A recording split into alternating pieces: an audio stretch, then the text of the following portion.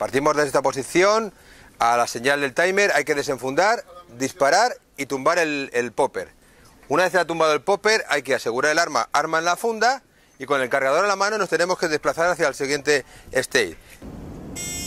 Así dio comienzo el recorrido de la competición de tiro policial que tuvo lugar en la central de la Policía Local, en la que participaron representantes de la Policía Local de Valencia, la Guardia Civil, el Cuerpo Nacional de Policía y la unidad adscrita de la Generalitat Valenciana.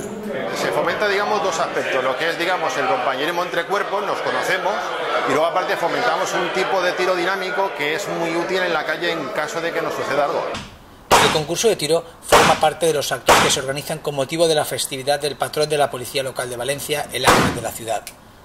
Los participantes completaron un exigente recorrido en el que debían utilizar diferentes armas, realizar varios disparos desde diferentes posiciones y bajo situaciones de estrés, como la de rescatar a un compañero herido.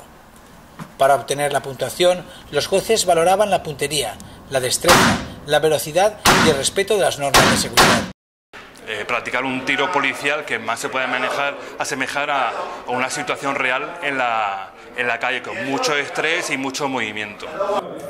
La clasificación por equipos fue comandada por la Policía Local de Valencia, seguida de la Guardia Civil.